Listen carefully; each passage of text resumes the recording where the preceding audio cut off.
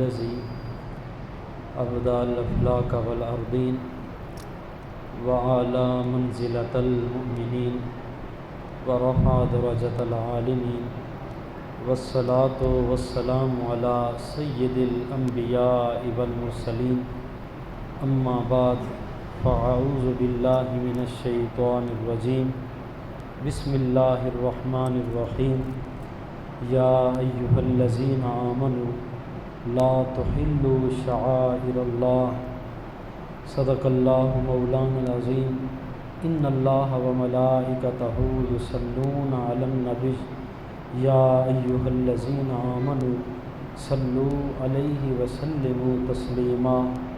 با آواز بلند مل کے محبت، عقیدت، ادب اور احترام کے ساتھ مل کے پڑھیں الصلاۃ والسلام علیک یا سیدی یا رسول اللہ، الصلاۃ والسلام علیک یا سیدی یا حبیب اللہ، الصلاۃ والسلام علیک یا سیدی یا رحمۃ للعالمین وعلی آلک و اصحابک یا خاتم النبیین۔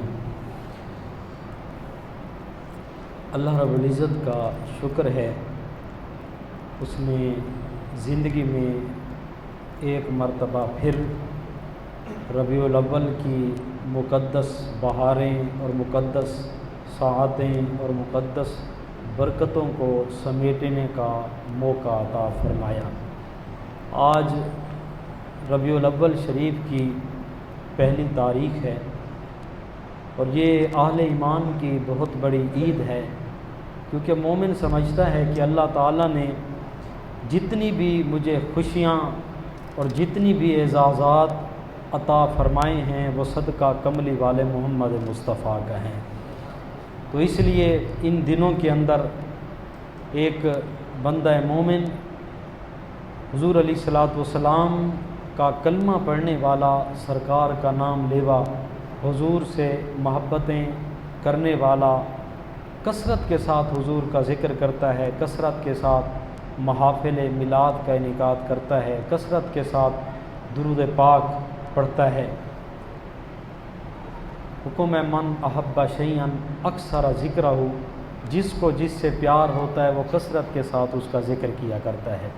یہ ایک امتی کا اپنے محبوب نبی سے ایک رشتہ محبت ہے، اس وجہ سے کثرت کے ساتھ حضور کی ذات گرامی پر، ویسے تو پورا سال ہی یہ رشتہ رہتا ہے محبتوں کا، پیار کا، لیکن ان دنوں میں جو ولادت کے ایام ہیں ہر جگہ آتی ہے، آواز آتی ہے ینادون یا محمد یا رسول اللہ قد جاءکم من اللہ نور و کتاب مبین، کہیں لقد من اللہ علی المؤمنین اذ بعث فیہم رسولا، کہیں لقد جاءکم رسول من انفسکم، اور کہیں لا تقدموا بین یدی اللہ ورسولہ واتقوا اللہ، کہیں لا ترفعوا اصواتکم فوق صوت النبی۔ یہ مختلف انداز سے حضور کی محبتوں کے دروس سکھائے جاتے ہیں۔ قرآن کریم نے بڑا محبت کا انداز اپناتے ہوئے ارشاد فرمایا، قرآن کہتا ہے کہ یا ایھا الذین آمنوا، اے ایمان والو، لا تحلوا شعائر اللہ، اللہ کی نشانیوں کی بے حرمتی نہ کرو، اللہ کے جو شعائر ہیں ان کی بے حرمتی نہ کرو، ان کی عزت اور تکریم کرو۔ وَمَن يُعَظِّمْ شَعَائِرَ اللَّهِ، فرمایا کہ جس نے اللہ کی نشانیوں کی، اللہ کے شعائر کی تعظیم کی، ان کا ادب کیا، ان کا احترام کیا، فَإِنَّهَا مِن تَقْوَى الْقُلُوبِ، فرمایا یہ اس کے دل کے تقوی کی نشانی ہے، یہ دلوں کے تقوی سے اس کا تعلق ہے۔ جس کے دل کے اندر تقوی ہوگا، دل جتنی زیادہ ستھرا ہوگا اتنی بندہ زیادہ مؤدب بھی ہوگا اور باادب بھی ہوگا۔ یہ اس کی نشانی ہے جس کا دل ستھرا ہے، جتنی پاکیزہ ہوگا دل اتنی اس کے اندر ادب زیادہ ہوگا۔ اور شاعر سے کیا مراد ہے؟ جس کو قرآن کہتا ہے کہ میرے شاعر کی تعظیم کرو، میرے شاعر کی تکریم کرو، رب سے پوچھتے ہیں یا اللہ شاعر کیا ہیں؟ مفسرین نے بیان فرمایا کہ جس طرح کسی ملک کا ایک حاکم ہوتا ہے اور اس کی حکومت اور سلطنت کے کچھ خاص مکانات ہوتے ہیں اور کچھ زمانے خاص ہوتے ہیں اور کچھ لوگ خاص ہوتے ہیں جن کو سرکاری لوگ کہا جاتا ہے، جن کو سرکاری جگہیں کہا جاتا ہے، जिनको सरकारी औकात कहा जाता है, अगर बंदा उन सरकारी लोगों की बेइज्जती करे, सरकारी जगहों की तौहीन करे, सरकारी ज़मानों की तौहीन करे, उसको गद्दार कहा जाता है मुल्क का, उसको कौम का बागी कहा जाता है, और मुल्क का उसको मोहसिन नहीं समझा जाता। क्यों? फरमाया कि सरकारी अमला क्या हैं? जिस तरह इस मुल्क पाकिस्तान के अंदर हाकिम वक्त की रियासत तो पूरी मुल्क के अंदर होती है, लेकिन उसकी कुछ ख़ास मकानात होते हैं जिसको सरकारी अमलाक कहा जाता है। बैंक हो गए, ये सारे सरकारी अमलाक हैं। इसी तरह स्कूल्स हो गए, कॉलेज हो गए, ये उनके सरकारी अमलाक हैं। हॉस्पिटल हो गए, ये सरकारी अमलाक हैं। ये दफातर हैं, ये उनके सरकारी अमलाक हैं। अगर जाके कोई उनकी तौहीन करता है, कोई उसकी जो है उनको नुकसान पहुंचाता है, तो ये उस इमारत का नुकसान नहीं होता, ये डायरेक्ट बात जाती है कि इसने रियासत से टक्कर ली है, इसने हुकूमत से टक्कर ली है। क्यों? कि ये सरकारी जगह हैं, और इसी तरह सरकारी औकात भी होते हैं। मिसाल के तौर पर हुकूमत की तरफ से इतवार वाले दिन छुट्टी है, अगर कोई आदमी खड़ा हो जाए, उसने कहा हम इतवार को छुट्टी नहीं करेंगे, हम मंगल को छुट्टी करेंगे, हम इतवार को इदारे खोलेंगे, ये डायरेक्ट जाएगी कि मुल्क के साथ ये आदमी बगावत कर रहा है, ये सरकारी जो औकात थे उनके साथ ये दगाबाजी कर रहा है, ये सरकार के दिए हुए औकात थे उनके साथ बगावत कर रहा है, ये सरकारी औकात के साथ गद्दारी कहलाएगी। और कुछ उनके सरकारी बंदे होते हैं जो जिनको मुलाजिमीन कहा जाता है, वो ओहदे दराजात का तफावत ज़रूर होता है, कोई बड़े ओहदे वाला, कोई छोटे ओहदे वाला, अगर कोई उनकी तौहीन करे तो उसको कहा जाता है ये मुल्क का बागी है, ये रियासत का बागी है, ये मुल्क का मोहसिन नहीं है। मेरे भाई, जिस तरह आज की ये मुख्तसर और अदना सी हुकूमत के अंदर इसके कुछ सरकारी जगह हैं, सरकारी औकात हैं और सरकारी लोग हैं, तो मेरे रब की सल्तनत के अंदर भी कुछ सरकारी जगह हैं, मेरे रब की सल्तनत के अंदर भी कुछ सरकारी औकात हैं, मेरे रब की सल्तनत के अंदर भी कुछ सरकारी लोग हैं। अगर उनकी तौहीन की जाए, उन सरकारी जो रब के सरकारी हैं, जो उसकी सल्तनत में सरकारी अमलाक हैं, अगर उनकी तौहीन करे वो रब का बागी, और जो उन औकात की तौहीन करे वो रब का बागी, जो उन सरकारी बंदों की तौहीन करे जिनको रब अपना बंदा कहे, जिनको रब अपना सरकारी कहे, उनकी तौहीन करे, वो कहा जाता है कि रब की सल्तनत के साथ ये मोहसिन नहीं है, ये बागी है। अब रब की रियासत के अंदर, रब की सल्तनत के अंदर उसकी सरकारी अमलाक क्या हैं? वअन्नल मसाजिद लिल्लाह, फरमाइए मसाजिद ये अल्लाह के सरकारी अमलाक हैं, ये बैतुल्ला ये सरकारी अमलाक है, सफ़ा मरवा ये सरकारी अमलाक है, मिना अरफात और मुज़दलिफ़ा ये सरकारी अमलाक हैं।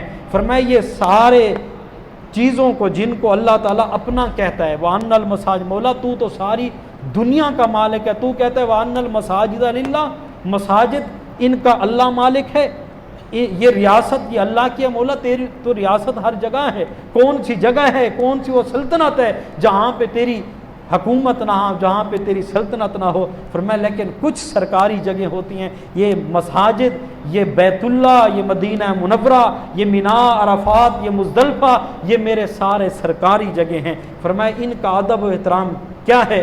इनके अंदर कौल और फ़ेल के अंदर एहतराम रखो, खुशबूदार रखो अल्लाह के घरों को, ये सारी चीज़ें ये सरकारी हैं, इनका एहतराम का हुक्म दिया गया। और कुछ औकात सरकारी होते हैं।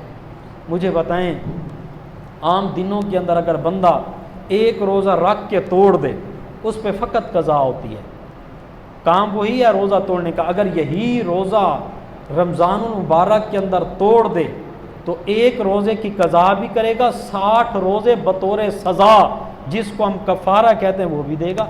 बोला यही अमल गैर रमज़ान में किया तो तूने फ़कत एक रोज़े कज़ा का हुक्म फरमाया, और यही अमल अगर रमज़ानुल मुबारक में कर रहा है तो तेरा हुक्म बदल गया। तेरा हुक्म ये है कि अब जो है ये 60 रोज़े बतौर सज़ा के दोबारा रखे। या अल्लाह हुक्म कैसे बदल गया? फरमाया वो सरकारी वक्त था रमज़ानुल मुबारक का, جب اس نے سرکاری وقت کی توہین کی تو پھر سزا بدل گئی، سزا کی نوعیت بدل گئی۔ تو یہ سرکاری اوقات ہیں۔ اسی طرح میرے رب کے کچھ سرکاری بندے بھی ہیں جن کی توہین جو ہے وہ عام بندوں کی توہین کی طرح نہیں ہوتی، جن کی بے ادبی عام بندوں کی طرح بے ادبی نہیں سمجھی جاتی۔ وہ کون ہے؟ اللہ کے پیغمبر، جن کو وہ اپنا بندہ کہتا ہے۔ ایک یہ ہے کہ میں کہوں کہ میں اللہ کا بندہ ہوں، ایک وہ ہے کہ میرا رب کہے یہ میرے بندے ہیں۔ فرمایا کہ انبیاء یہ میرے بندے ہیں، یہ اولیاء میرے بندے ہیں، یہ صلحاء یہ میرے بندے ہیں، ان کو رب اپنا بندہ کہہ رہا ہے۔ فرمایا جو ان کی توہین کرے وہ سلطنت کا باغی ہے، جو رب کی سلطنت ہے اس کے ساتھ بغاوت کرنے والا ہے۔ ان کی عزت اور تکریم از حد لازمی ہے، ضروری ہے۔ جس طرح کہ ایک حاکم کی ریاست کے اندر جو ملازم ہو، جو ان کا سرکاری بندہ ہو، اس کی توہین کرے، روزانہ کتنی لوگ مر جاتے ہیں، لیکن ایک سرکاری بندے کو کوئی ظلماً مار دے تو کتنی بڑی جو ہے ملک کے ساتھ بغاوت سمجھی جاتی ہے۔ کہتے ہیں کہ ملک کے ساتھ اس نے غداری کی، اس کی یوں سزا ہو، یوں سزا ہو۔ وہ لوگ سزاؤں کو متعین کر رہے ہوتے ہیں۔ میرے بھائی معاملہ کچھ اس طرح کا ہے میرے رب کی سلطنت کے اندر، جن کو میرے رب نے اپنا کہا یہ میرے بندے ہیں، اگر ان کی کوئی توہین کرے تو پھر ہم میرا رب بڑا غیرت مند ہے، ان کی توہین کو کبھی میرا رب برداشت نہیں کرتا۔ فوری جب میرے آقا کریم صلی اللہ علیہ وآلہ وسلم کو شعب ابی طالب کے اندر محصور کیا گیا، قید کیا گیا، میرے رب کی غیرت نے گوارا نہیں کیا۔ محبوب کو تو امتحان سے گزارنا تھا، لیکن میرے رب کی غیرت نے گوارا نہیں کیا۔ 3 سال تک ان پہ قحط کو مسلط کر دیا، وہ بھوکے مر رہے تھے، پیاسے، پھر آئے حضور کی بارگاہ میں معافی کے لیے۔ یہ رب کے سرکاری بندے ہیں۔ حضرت یوسف علیہ السلام جب بازار مصر کے اندر بکے، اس کا پھر نتیجہ کیا نکلا؟ یہ رب کے سرکاری بندے تھے۔ جب امت نے ان کی توہین کی، قوم نے ان کی بے ادبی کی، 7 سال تک اللہ تعالیٰ نے اس قوم پہ قحط سالی کو نازل کیا۔ 7 سال تک وہ بھوکے اور تڑپتے رہے۔ اسی کو قرآن میرا رب فرماتا ہے حدیث قدسی کے اندر، من عاد لی ولیجن، فرمایا کہ جس نے میرے ولی سے عداوت رکھی، جس نے میرے کسی بندے سے بغض رکھا، میرے بندے سے دشمنی رکھی، فرمایا میں رب ہو کے اس کے ساتھ اعلان جنگ فرماتا ہوں، میں خود اعلان جنگ کر رہا ہوں اس آدمی سے کہ جو میرے بندوں کے ساتھ عداوت اور دشمنی رکھے۔ میرے بھائی یہ رب کے سرکاری بندے ہیں۔ اور قرآن نے کتنی عظیم جملہ ارشاد فرمایا، وَمَن يُعَظِّمْ شَعَائِرَ اللَّهِ فَإِنَّهَا مِن تَقْوَى الْقُلُوبِ۔ مولا اگر تیرے سرکاری بندوں کی کوئی عزت کرے، تکریم کرے، اس کو کیا ملتا ہے؟ فرمایا وَمَن يُعَظِّمْ شَعَائِرَ اللَّهِ، کہ جس نے اللہ کے شعائر کی، اللہ کے نشانیوں کی عزت کی، تکریم کی، فَإِنَّهَا مِن تَقْوَى الْقُلُوبِ، فرمایا یہ دلوں کے تقوی سے ہے۔ اللہ تعالیٰ انعام کے اندر ان کو دلوں کا تقوی نصیب فرما دے گا۔ اگر کوئی کسی آدمی کے اندر آپ اس کے وجود میں بے ادبی دیکھیں، اس کے دل کے اندر بزرگ ہستیوں کا احترام موجود نہیں ہے، اس کے اندر ادب موجود نہیں ہے، اس کے اندر جو ہے یہ حسن ادب کا زیور اس کے وجود پر موجود نہیں ہے، تو سمجھ لو جتنی ولایت کے دعوے کرے کبھی وہ ولی نہیں ہو سکتا۔ میرے رب کا قرآن ایک ایک حرف اس کا سچا ہے۔ فرمایا دلوں کا تقوی، اس کی ابتدا تو ہوتی بھی اس وقت ہے جب انسان کے اندر ادب نصیب ہو جائے۔ انسان کو جب انسان کے اندر ادب آتا ہے پھر دل کا تقوی نصیب ہوتا ہے۔ اور جو آدمی کہے کہ میں ولی ہوں، اور جو آدمی کہے کہ میں متقی ہوں، میں پرہیزگار ہوں، لیکن اس کے اندر بزرگوں کا ادب نہ ہو، اس میں جو ہے وہ اپنے بڑوں کا احترام موجود نہ ہو، کبھی نہ سمجھنا یہ ولی ہے، وہ غدار ہے، باغی ہے۔ کیونکہ میرا رب کہتا ہے کہ فَإِنَّهَا مِن تَقْوَى الْقُلُوبِ، دلوں کا جو تقوی ہے، جس کو ہم ولایت کی پہلی سیڑھی کہتے ہیں، فرمایا ولایت کا پہلا قدم، ولایت کی پہلی سیڑھی ہی ادب سے شروع ہوا کرتی ہے، تعظیم سے شروع ہوا کرتی ہے۔ انسان ولی تب بنتا ہے جب اس کے اندر ادب اور احترام موجود ہو۔ وَمَن يُعَظِّمْ شَعَائِرَ اللَّهِ فَإِنَّهَا مِن تَقْوَى الْقُلُوبِ۔ میں نے شاید پہلے بھی یہ جملہ ایک موقع پہ کہا تھا، میں نے با ادب گناہگاروں کو سنورتے دیکھا ہے، تھے گناہگار لیکن تھے باادب، ان کو ادب جو ہے آگے لے گیا۔ کئی بے ادب پرہیزگاروں کو بگڑتے بھی دیکھا ہے، تھے پرہیزگار لیکن بے ادبی نے ان کو بگاڑ دیا، معاملات ان کے آپ کو درست نظر نہیں آئیں گے۔ جو بے ادب ہے بزرگوں کا، جتنی بڑی پرہیزگاری کا دعویٰ کرے، سر پہ امامہ ہو، اتنی بڑی داڑھی ہو، سب کچھ ہو، لیکن بزرگوں کا حیا نہیں ہے، اس کے اندر بزرگوں کا ادب نہیں ہے، تو سمجھ لیں یہ ریاکار ہے۔ اس کے اندر تقوی کی پہلی سیڑھی یہی ہے کہ ادب آتا ہے، پھر تقوی کی ابتدا ہو جاتی ہے۔ وَمَن يُعَظِّمْ شَعَائِرَ اللَّهِ فَإِنَّهَا مِن تَقْوَى الْقُلُوبِ۔ بڑے بڑے بے ادب پرہیزگار تھے، وہ بگڑ گئے، بڑے بڑے باادب تھے گناہگار، اللہ تعالیٰ نے سمت درست کر دی۔ فرمایا اللہ سے ادب مانگا کرو، ادب کی بھیک مانگا کرو کہ اللہ تعالیٰ میں ادب کی خیرات نصیب فرمائے، ادب کی بھیک نصیب فرمائے۔ یہ فَإِنَّهَا مِن تَقْوَى الْقُلُوبِ، یہ ادب شروع ہی، جب ادب آ جائیں تو تقوی شروع ہو جاتا ہے، ولایت شروع ہو جاتی ہے۔ جب ادب نہ ہو، یاد رکھیں کہ تعلیم اور ادب یہ مختلف چیزیں ہیں۔ ادب سیکھنے سے آتا ہے، ادب ہمیشہ سیکھنے سے آتا ہے۔ آج میں بڑی معذرت کے ساتھ کہتا ہوں کہ ہمارے تعلیمی ادارے نہیں، ادبی تعلیمی ادارے ہیں، ادبی ادارے نہیں رہے، کیونکہ وہ خود ٹرین کرنے والے با ادب نہیں ہیں، ان کو پتہ نہیں ہے کہ ادب کس کو کہا جاتا ہے۔ میں نے ان پڑھ لوگوں کو بڑا با ادب پایا ہے، اور کئی پڑھے لکھوں کو بے ادب پایا ہے۔ کئی ان پڑھ ہیں بالکل، جن کو کہتے ہیں نا ڈگریاں، ان کے پاس ڈگریاں نہیں ہیں لیکن ان کو میں نے دیانت دار پایا ہے۔ کئی ڈگریوں والوں کو میں نے بد دیانت پایا ہے۔ کئی بالکل سادہ سے جن کے پاس دنیا کی کوئی ڈگری نہیں ہے، بڑی ان کے اندر جو ہے امانت داری ہے، ان کے اندر سچائی ہے، ان کے اندر خلوص ہے، ان کے اندر تقوی ہے۔ مجھے یہ بات سمجھ آئی کہ علم اور ادب یہ علیحدہ علیحدہ موضوع ہیں، یہ علیحدہ چیزیں ہیں۔ اگر ادب علم کا محتاج ہوتا تو یہ آدمی پڑھا ہوا تو نہیں ہے، لیکن میں دیکھ رہا ہوں کہ اتنی اس کے اندر ادب بزرگوں کا۔ ایک مرتبہ کہیں جا رہے تھے، ایک بزرگ سفید ریش آیا، میرے والد صاحب ساتھ تھے، تو ان کے گھٹنوں پہ ہاتھ رکھ کے نہ ملنے لگا۔ میں حیران ہوا، چلو ہمارے ہاں معاشرے کے اندر جو علم دین پڑھا ہے اس کو تو اتنے ادب کے ساتھ ملا جاتا ہے، تو کافی دیر جو ہے وہ بڑے ہاتھ باندھ کے ادب کے ساتھ کھڑا رہا۔ میں نے پھر پوچھا، انہوں نے کہا یہ آپ کے دادا جو پردادا تھے ان کے پاس، حافظ محمد علی صاحب ان کے پاس پڑھتا تھا، جب بھی مجھے ملتا ہے اسی طرح ملتا ہے، کوئی ڈگری اس کے پاس نہیں تھی، قرآن اس نے چند حرف پڑھے ہوئے تھے۔ میں نے کہا مولا یہ تیرا اپنا نظام ہے، تعلیم اور ادب کو جوڑ کے نہیں رکھا، یہ علیحدہ چیزیں ہیں، ادب سیکھنے سے آتا ہے، یہ تعلیم کا محتاج نہیں ہے۔ کئی ان پڑھ آپ کو بادب نظر آئیں گے، کئی جو ہے ایم اے کی ڈگریاں لے کر ان کو پتہ نہیں ہے کہ ادب کے الف سے واقف نہیں ہے، دال اور با تو آگے کی بات ہے، ادب کے الف سے واقف نہیں ہے، یہ علیحدہ چیز ہے۔ تو اللہ کے حضور یہ ادب، وہ کہتے ہیں من سوء ادب یفید ولا حدیث، فرمایا کہ جو بے ادب شخص ہو اس کو نہ ادیب فائدہ دیتا ہے نہ تعلیم فائدہ دیتی ہے، دونوں چیزیں فائدہ نہیں دیتی۔ ادب جو ہے یہ انسان کو، کئی آپ کو ان پڑھ باتمیز اور باشعور نظر آئیں گے، کئی پڑھے لکھے آپ کو بدتمیز نظر آئیں گے، دونوں مختلف چیزیں ہیں۔ اس لیے انسان کا جو اصل زیور ہے وہ ادب ہے۔ علم کے بعد اگر ڈگری ہولڈر ہو جائے تو اس کو ادب کا پتہ ہی نہ ہو تو میرے خیال میں اس ڈگری کا کوئی فائدہ نہیں ہے۔ جس نے ڈگری حاصل کر لی اور ادب کا اس کو پتہ ہی نہیں ہے کہ ادب کس کو کہا جاتا ہے، یہ حقوق ہیں، اس کو پتہ ہونا چاہیے۔ اور بڑی معذرت کے ساتھ کہنا پڑتا ہے کہ ہمارے یہ ایم اے کے نصاب تک، یعنی وہ جس کو کہتے ہیں نا پلے گروپ سے لے کر ایم اے تک، پورے نصاب کے اندر جو ہے اخلاقیات کے حوالے سے بہت کم ٹاپک پڑھائے جاتے ہیں، اور سیرت میرے خیال میں پورے 16 سال کے اندر حضور کی سیرت کا تو نام و نشان نہیں ہے۔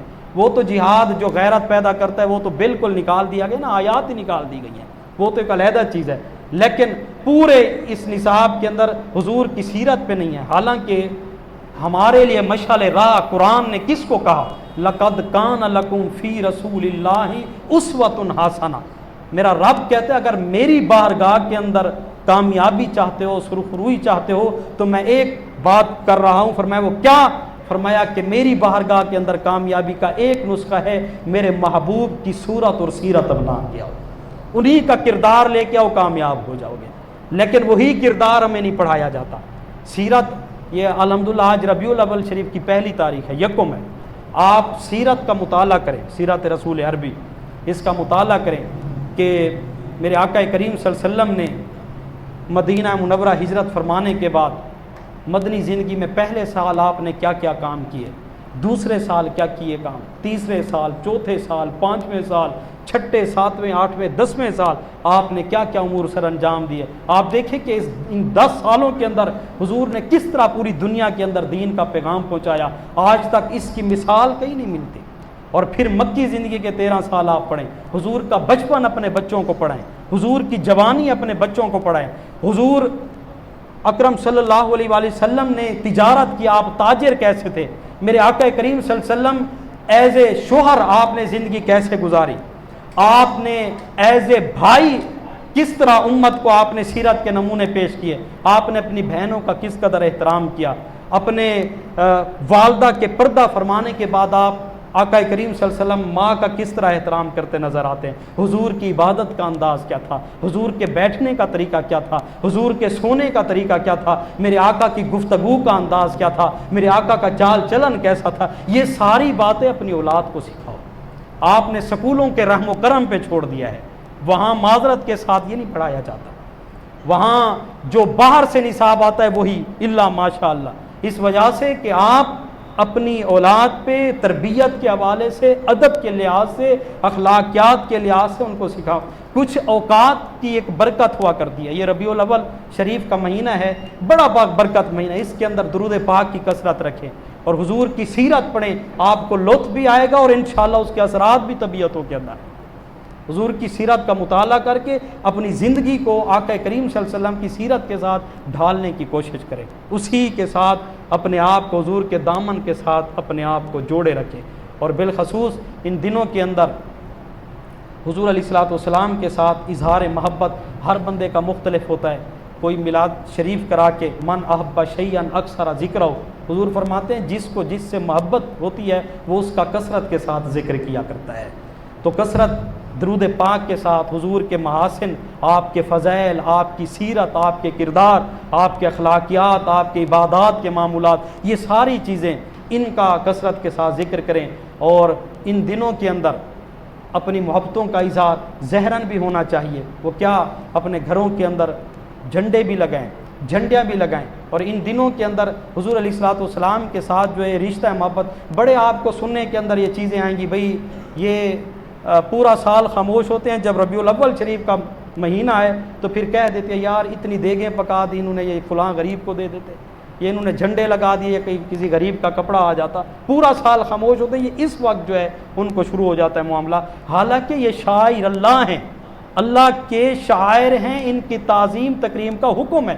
مجھے بتائیں حضور نے جب اونٹ کی قربانی کی، اس کے گلے کے اندر حضور نے سونے کا ایک چھلا ڈلوایا، بڑا قیمتی چھلا تھا، اور پھر اس کا صدقہ کرا دیا، کیونکہ وہ قربانی اللہ کے نام پہ تھی، وہ شاعر تھا، اس کی تعظیم کی۔ حضرت عمر رضی اللہ تعالیٰ عنہ 300 دینار کا ایک اونٹ خریدا، کسی نے کہا حضور آپ ایک اونٹ جو ہے 10 درہم کا آ جاتا، آپ نے اتنی قیمتی اونٹ خریدا اور اس کی بجائے 10 دینار 10 اور اونٹ آ جائیں گے، آپ اس کو بیچ دیں، قیمت بڑی لگی، آپ نے 150 کا لیا تھا، 300 تک قیمت پہنچی، تو آپ نے فرمایا آپ یہ نہیں سوچتے میں کس نام پہ اس کو قربان کر رہا ہوں، میں اسی کے نام پہ قربان کر رہا ہوں، جتنی قیمتی چیز ہوگی اس کی بارگاہ میں ریٹ بھی اتنی زیادہ لگے گا۔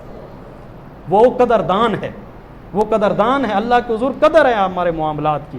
اس وجہ سے ادب، حیا، ایمان یہ لازم ملزوم ہے۔ اللہ تعالی ہمیں با ادب رکھے اور ادب والی زندگی نصیب فرمائے۔ ان مبارک ساعتوں اور ربیع الاول شریف کی ان مبارک گھڑیوں کے اندر حضور علیہ الصلوۃ والسلام کی ذات اقدس پر کثرت کے ساتھ درود پاک کے نذرانے، گھروں کے اندر محافل میلاد کا انعقاد کرنے کی ہمیں توفیق عطا فرمائے۔ وآخر دعوانا الحمدللہ۔